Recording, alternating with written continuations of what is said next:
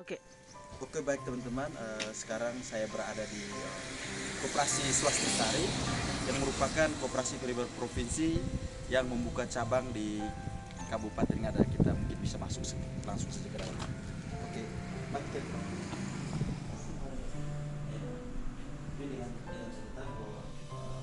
selamat pagi. Selamat pagi dari kami dari Dinas Koperasi UKM. Saya sendiri sebagai petugas penyuluh koperasi lapangan.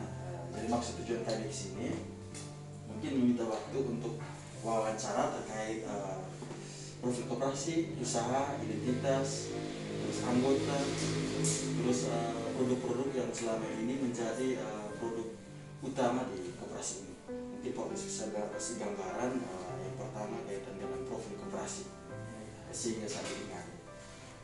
Oke, baik, terima kasih dari Dinas Koperasi Kabupaten Ngada.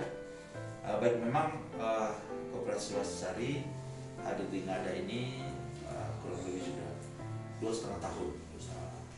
Itu dari 1 Oktober 2019 sampai hari ini 8 Februari 2022. Memang koperasi ini kita tahu bahwa dia ini anggaran lembaga keuangan bank yang mengutamakan kepentingan bersama dalam artian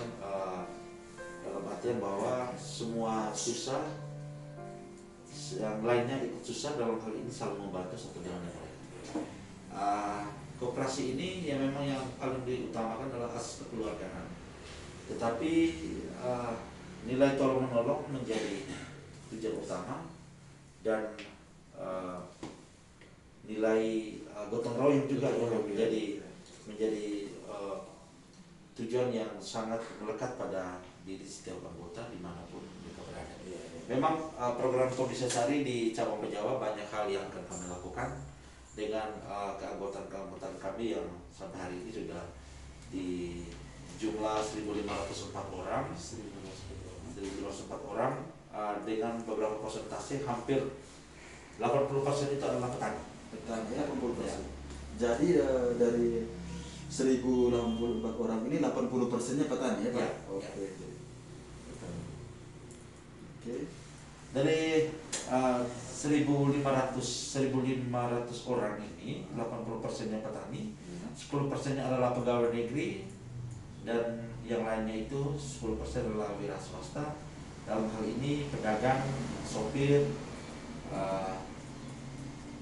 mereka-mereka yang bergelut di dunia jasa ya.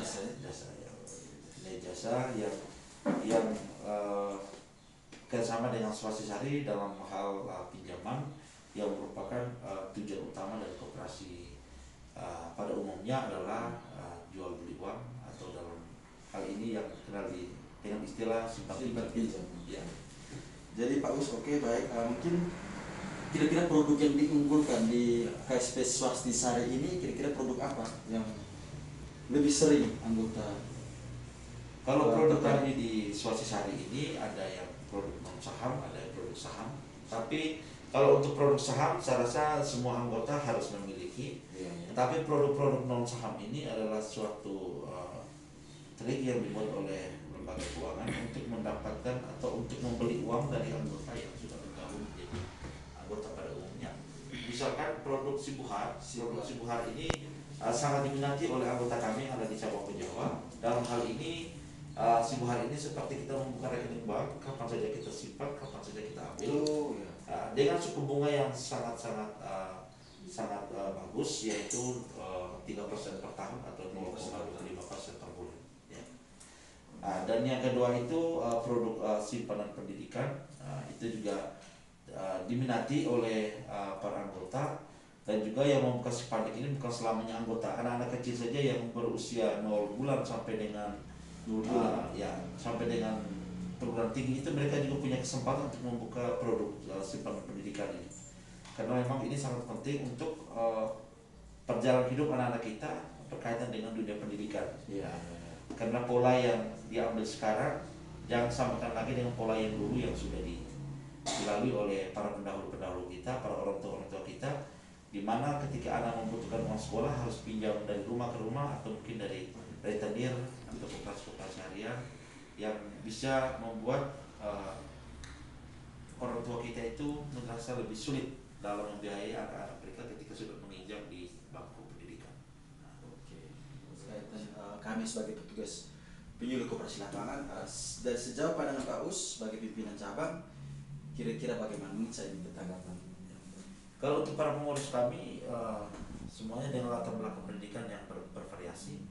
Ada yang dari bidang ekonomi juga ada yang dari bidang pendidikan, guru, dan juga ada yang dari bagian hukum. Ya, dalam hal ini kenapa ada latar belakang pendidikan para pengurus kami dan pengawas? Karena mereka ini yang mengontrol semua aktivitas perjalanan komisaris dalam jangka waktu yang akan datang.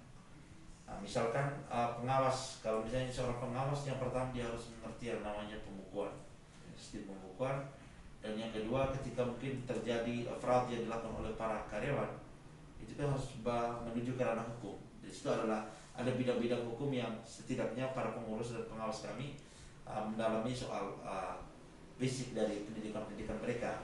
Contohnya salah satu penasihat kami adalah seorang guru besar Undana, Dr. John Tubahilan. Beliau salah satu selain dia sebagai penasihat, dia juga sebagai konsultan hukum yang kami gunakan ketika Swasari mengalami suatu masalah berkaitan dengan hukum-hukum pradata yang terjadi di lembaga Swasari. Oke, baik Pak Us, mungkin yang terakhir, mungkin saya minta pengamatan Pak Us kaitan dengan kami petugas penyuluh koperasi lapangan, kira-kira kinerja kami selama ini bagaimana terhadap KSP Kopdit Swastisari. Mungkin saya bisa minta sedikit informasi dari Pak Us. Oke, baik. Kalau untuk tugas lapangan dari Dinas Koperasi Kabupaten Ngada, saya rasa perjalanan pekerjaannya semuanya sudah begitu bagus, pengontrolan dan lain sebagainya sudah berjalan dengan baik. Misalkan ada program-program yang kami lakukan dari pihak koperasi, kami harus berkonsultasi dengan dinas, dan para petugas lapangan ini yang menjadi pionir utama untuk bertemu dengan kami dengan keadaan yang kami alami di lapangan. Karena kita tahu bahwa di Ngada ini koperasi harian juga cukup banyak, bagaimanapun caranya koperasi harian ini harus kita berantaskan, karena mereka ini yang orang-orang yang berduit, yang memanfaatkan kehidupan sosial masyarakat Ngada pada umumnya. Oke, kalau begitu terima kasih Pak Us. Baik, mungkin sampai di sini. Nanti kali berikutnya kita bertemu mungkin kesian waktunya. Oke, siap. Terima kasih. Sekian dan terima kasih.